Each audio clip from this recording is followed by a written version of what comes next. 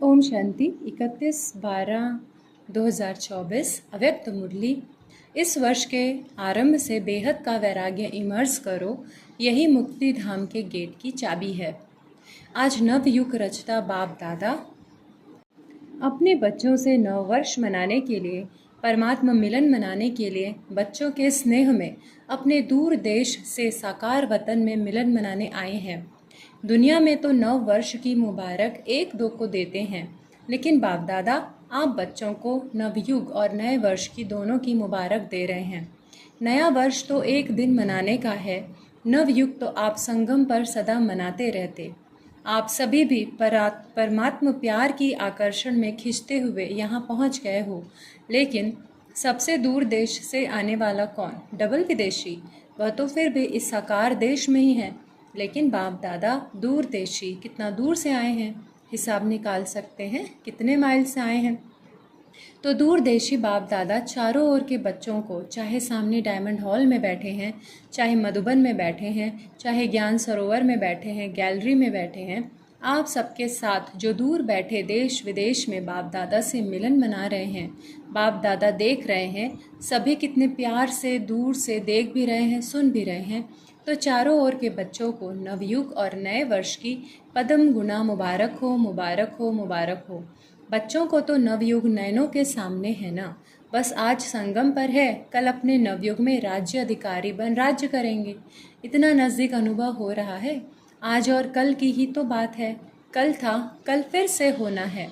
अपने नवयुग की गोल्डन युग की गोल्डन ड्रेस सामने दिखाई दे रही है, कितनी सुंदर है, स्पष्ट दिखाई दे रही है ना।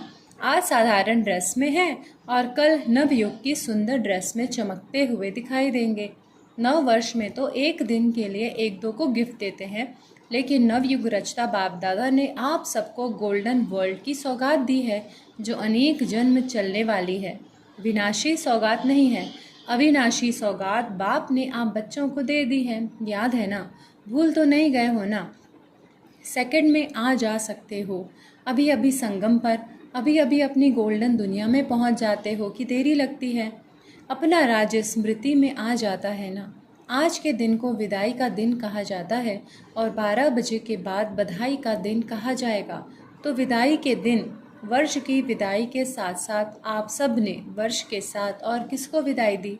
चेक किया? सदा के लिए विदाई दी व थोड़े समय के लिए विदाई दी? बाप दादा ने पहले भी कहा है कि समय की रफ्तार तीव्र गति से जा रही है, तो सारे वर्ष की रिजल्ट में चेक किया कि क्या मेरे पुरुषार्थ की रफ्तार तीव्र रही या कब कैसे रही। दुनिया की हालातों को देखते हुए अब अपने विशेष दो स्वरूपों को इमर्स करो। वह दो स्वरूप है, एक सर्वप्रति रहम दिन और कल्याणकारी, और दूसरा हर आत्मा के प्रति सदा दाता के बच्चे मास्टर दाता। विश्व की आत्माएं बड़ी शक्तिहीन, दुखी, अशांत चिल्ला रही हैं। बाप के आगे, आप पूज्य आत्माओं के आगे पुकार रही हैं। कुछ घड़ियों के लिए भी सुख दे दो, शांति दे दो, खुशी दे दो, हिम्मत दे दो। बाप तो बच्चों के दुख परेशानी को देख नहीं सकते, सुन नहीं सकते। क्या आप सभी पूज्य आत्माओं को रहम नहीं आता? मांग रहे हैं दे दो, दो, दो, तो दाता के बच्चे कुछ अंजलि तो दे दो। बाप भी आप बच्चों को साथी बना के, मास्टर दाता बना के, अपने राइट हैंड बना के यही इशारा देते हैं। इतनी विश्व की आत्माएं सभी को मुक्ति दिलानी है, मुक्ति धाम में जाना है। तो हे दाता के बच्चे, अपने श्रेष्ठ संकल्प द्वारा, मनसा शक्ति द्वारा, चाहे वाणी द्वारा, चाहे संबंध संपर्क द्वारा, चाहे शुभ भावना शुभ कामना द्वारा, चाहे वाइब्रेशन वायुमंडल द्वारा, किसी भी युक्ति से मुक्ति दिलाओ। चिल्ला रहे हैं मुक्ति दो। बाप दादा अपने राइट हैंड्स को कहते हैं रहम करो। अभी तक हिसाब निकालो, चाहे मेगा प्रोग्राम किया है, चाहे कॉन्फ्रेंस की है, चाहे भारत में या विदेश में सेंटर भी खोले हैं, लेकिन टोटल विश्व के आत्माओं की संख्या के हिसाब से कितनी % में आत्माओं को मुक्ति का रास्ता बताया है? सिर्फ भारत कल्याणकारी हो या विदेश में भी जो 5 खंड है, तो जहाँ जहाँ सेवा केंद्र खोले हैं वहाँ के कल्याणकारी हो व विश्व कल्याणकारी हो। विश्व का कल्याण करने के लिए हर एक बच्चे को बाप का राइट हैंड बनना है। किसको भी कुछ दिया जाता है तो किससे दिया जाता है? हाथों से दिया जाता है ना। तो बाप दादा के आप हैंड्स हो ना, हाथ हो ना, तो बाप दादा राइट हैंड से पूछते हैं कितनी % का कल्याण किया है, कितनी % का किया है, सुनाओ, हिसाब निकालो। पांडव हिसाब करने में होशियार है ना, इसीलिए बाप दादा कहते हैं अब स्व पुरुषार्थ और सेवा के भिन्न भिन्न विधियों द्वारा पुरुषार्थ तीव्र करो। स्व की स्थिति में भी 4 बातें विशेष चेक करो, इसको कहेंगे तीव्र पुरुषार्थ। एक बात पहले यह चेक करो कि निमित्त भाव है, कोई भी रॉयल रूप का मैंपन तो नहीं है, मेरापन तो नहीं है। साधारण लोगों का मैं और मेरा भी साधारण है, मोटा है, लेकिन ब्राह्मण जीवन का मेरा और मैंपन सूक्ष्म और रॉयल है। उसकी भाषा मालूम है क्या है, यह तो होता ही है, यह तो चलता ही है, यह तो होना ही है, चल रहे हैं, देख रहे हैं। तो एक निमित्त भाव हर बात में निमित्त है, चाहे सेवा में, चाहे स्थिति में, चाहे संबंध संपर्क में, चेहरा और चलन निमित्त भाव का हो। और उसकी दूसरी विशेषता होगी निर्माण भावना, निमित्त और निर्माण भाव से निर्माण करना। तो 3 बातें सुनी, निमित्त, निर्माण और निर्माण। चौथी बात है निर्वाण, जब चाहे निर्वाण धाम में पहुंच जाएं, निर्वाण स्थिति में स्थित हो जाएं, क्योंकि स्वयं निर्वाण स्थिति में होंगे तब दूसरों को निर्वाण धाम में पहुंचा सकेंगे। अभी सभी मुक्ति चाहते हैं, छुड़ाओ छुड़ाओ चिल्ला रहे। तो ये 4 बातें अच्छी % में प्रैक्टिकल जीवन में होना अर्थात तीव्र पुरुषार्थी। तब आप दादा कहेंगे वाह वाह बच्चे वाह, आप भी कहो वाह बाबा वाह, वाह ड्रामा वाह, पुरुषार्थ वाह। लेकिन पता है अभी क्या करते हो, पता है कभी वाह कहते हो, कभी वाई कहते हो। वाह के बजाय वाई और वाई हो जाता है हाय। तो वाई नहीं वाह, आपको भी क्या अच्छा लगता है, वाह अच्छा लगता है या वाई क्या अच्छा लगता है, वाह। कभी अप्लाई नहीं करते हो, गलती से भी आ जाता है, डबल फॉरेनर्स वाई वाई कहते हैं। अभी कभी कभी कह देते हो, जो डबल फॉरेनर्स कभी भी वाई नहीं कहते वह हाथ उठाओ, बहुत थोड़े हैं। अच्छा, भारतवासी जो वाह वाह के बजाय क्यों क्या कहते हैं वो हाथ उठाओ। क्यों क्या कहते हो, किसने छुट्टी दी है आपको, संस्कारों ने, पुराने संस्कारों ने आपको वाई की छुट्टी दे दी है। और बाप कहते हैं वाह वाह कहो, वाई वाई नहीं। तो अभी नए वर्ष में क्या करेंगे, वाह वाह करेंगे या कभी कभी वाई कहने की छुट्टी दे दो। वाई अच्छा नहीं है, जैसे वाई हो जाती है ना तो खराब हो जाता है। तो वाई वाई है यह नहीं करो। वाह वाह कितना अच्छा लगता है, हाँ बोलो वाह वाह वाह। अच्छा, दूर देश में सुन रहे हैं, देख रहे हैं, भारत में भी विदेश में भी, उन बच्चों से भी पूछते हैं वाह वाह कहते हो या भाई भाई कहते हो। अभी विदाई का दिन है ना, आज वर्ष के विदाई का लास्ट डे है, तो सभी संकल्प करो वाई नहीं कहेंगे, सोचेंगे भी नहीं, क्वेश्चन मार्क भी नहीं, आश्चर्य की मात्रा नहीं, बिंदी। क्वेश्चन मार्क लिखो कितना टेढ़ा है और बिंदी कितनी सहज है। बस नैनों में बाप बिंदु को समा दो, जैसे नैनों में देखने की बिंदी समाई हुई है ना, ऐसे ही सदा नैनों में बिंदु बाप को समा लो। समाने आता है, आता है या फिट नहीं होती है, नीचे ऊपर हो जाती है, तो क्या करेंगे, विदाई किसको देंगे, भाई को। कभी भी आश्चर्य की निशानी भी नहीं आए, यह कैसे, यह भी होता है क्या, होना तो नहीं चाहिए, क्यों होता है, क्वेश्चन मार्क नहीं, आश्चर्य की मात्रा भी नहीं, बस बाप और मैं। कई बच्चे कहते हैं यह तो चलता ही है ना।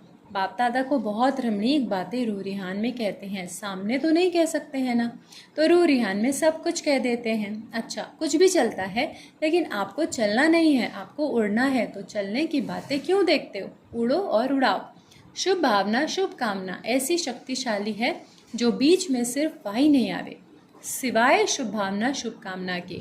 तो इतनी पावरफुल है जो किसी अशुभ भावना वाले को भी शुभ भावना में बदल सकते हो। सेकंड नंबर, अगर बदल नहीं सकते हो तो भी आपकी शुभ भावना शुभ कामना अविनाशी है, कभी कभी वाली नहीं है, अविनाशी है। तो आपके ऊपर अशुभ भावना का प्रभाव नहीं पड़ सकता है। क्वेश्चन में चले जाते हो, यह क्यों हो रहा है, यह कब तक चलेगा, कैसे चलेगा, इससे शुभ भावना की शक्ति कम हो जाती है। नहीं तो शुभ भावना शुभ कामना इस संकल्प शक्ति में बहुत शक्ति है। देखो, आप सभी आए बाप दादा के पास, पहला दिन याद करो बाप दादा ने क्या किया। चाहे पतित आए, चाहे पापी आए, चाहे साधारण आए, भिन्न भिन्न वृत्ति वाले, भिन्न भिन्न भावना वाले आए, बाप दादा ने क्या किया, शुभ भावना रखी ना, मेरे हो, मास्टर सर्वशक्तिवान हो, दिल तख्त नशीन हो, यह शुभ भावना रखी ना। शुभ कामना रखी ना, उससे ही तो बाप के बन गए हो ना। बाप ने कहा क्या कि हे पापी क्यों आए हो? शुभ भावना रखी, मेरे बच्चे मास्टर सर्वशक्तिवान बच्चे। जब बाप ने आपके ऊपर शुभ भावना रखी, शुभ कामना रखी, तो आपके दिल ने क्या कहा? मेरा बाबा। बाप ने क्या कहा? मेरे बच्चे। ऐसे ही अगर शुभ भावना शुभ कामना रखेंगे तो क्या दिखाई देगा? मेरा कल्प पहले वाला मीठा भाई, मेरी सिकी लधी बहन। परिवर्तन हो जाएगा। तो इस वर्ष में कुछ करके दिखाना, सिर्फ हाथ नहीं उठाना। हाथ उठाना बहुत सहज है, मन का हाथ उठाना क्योंकि बहुत काम रहा हुआ है। बाप दादा तो नज़र करते हैं, विश्व की आत्माओं के ऊपर तो बहुत तरस पड़ता है। अब प्रकृति भी तंग हो गई है, प्रकृति खुद तंग हो गई है, तो क्या करें? आत्माओं को भी तंग कर रही है। और बाप बच्चों को देख करके तरस में आ जाते हैं। आप सबको तरस नहीं आता, सिर्फ खबर सुनकर चुप हो जाते हो। बस इतनी आत्माएं चली गई, वो आत्माएं संदेश से तो वंचित रह गई। अभी तो दाता बनो, रहम दिल बनो। यह तब होगा, रहम तब आएगा जब इस वर्ष के आरंभ से अपने में बेहद की वैराग्य वृत्ति इमर्स करो। बेहद की वैराग्य वृत्ति, यह देहभान की, यह देह की देहभान की स्मृति, यह भी बेहद के वैराग्य की कमी है। छोटी छोटी हद की बातें स्थिति को डगमग करती है, कारण बेहद की वैराग्य वृत्ति कम है, लगाव है। वैराग्य नहीं है, लगाव है। जब बिल्कुल बेहद के वैरागी बन जाएंगे, वृत्ति में भी वैरागी, दृष्टि में भी वैरागी, दृष्टि में भी बेहद के वैरागी, संबंध संपर्क में, सेवा में, सब में बेहद के वैरागी, तभी मुक्ति धाम का दरवाज़ा खुलेगा। अभी तो जो आत्माएं आ रही हैं फिर जन्म लेंगी, फिर दुखी होंगी। अब मुक्ति धाम का गेट खोलने के निमित्त तो आप होना, ब्रह्मा बाप के साथी होना। तो बेहद की वैराग्य वृत्ति है गेट खोलने की चाबी। अभी चाबी नहीं लगी है, चाबी तैयार ही नहीं की है। ब्रह्मा बाप भी इंतज़ार कर रहा है, एडवांस पार्टी भी इंतज़ार कर रही है, प्रकृति भी इंतज़ार कर रही है।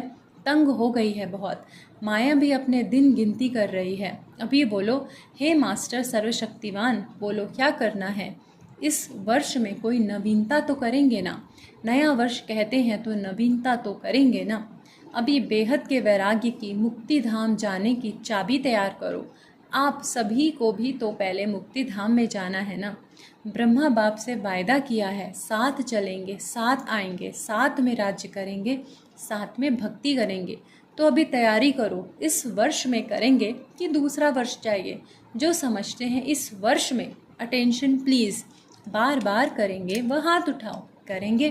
फिर तो एडवांस पार्टी आपको बहुत मुबारक देगी, वह भी थक गए हैं। अच्छा, टीचर्स क्या कहती हैं? पहली लाइन क्या कहती है?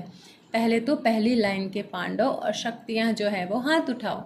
अच्छा, सभी करेंगे, बहुत अच्छा। एक दो को साथ देकर शुभ भावना का इशारा देते, हाथ में हाथ मिलाते करना ही है। अच्छा, संगठन में शक्ति है, एक दो को शुभ भावना का इशारा, बोलना नहीं, बोलेंगे तो झगड़ा हो जाएगा। शुभ भावना का इशारा दो, शुभ भावना का इशारा देना जानते हो ना? अच्छा, बाप दादा खुश है, बाप दादा ने डायमंड हॉल बनवाया है, उसको सफल कर रहे हैं, इसलिए सफलता भाव।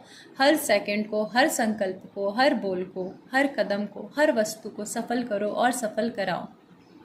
12 बजे के बाद इस नए वर्ष में बाप दादा की तरफ से पहला वरदान अपने को देना, सफलता भव। संकल्प भी असफल नहीं हो, क्योंकि आपका एक शुभ संकल्प विश्व का कल्याण करने वाला है, इतना अमूल्य है। एक एक सेकंड विश्व कल्याण का आधार है, इसीलिए सफल करो, सफलता मूर्त बनो। बस यह चेक करो, सेकंड जो बीता, संकल्प जो चला, सफल हुआ। तो सभी आज मेजॉरिटी पट पर बैठे हैं। यह पट रानियाँ हैं, यह कोच रानियाँ हैं, कोच राने हैं, कुर्सी राने हैं और कुर्सी रानियाँ, और आप पट रानी हो। मज़ा तो है ना? थक तो नहीं गए? बाप दादा सब देखता रहता है।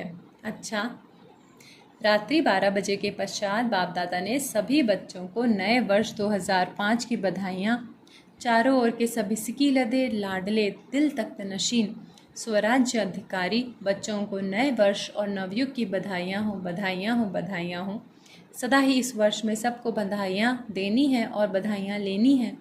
इसी लक्ष्य से लक्षण धारण कर उड़ते रहना, उड़ाते रहना। मुबारक हो, मुबारक हो, मुबारक हो। अच्छा, ओम शांति।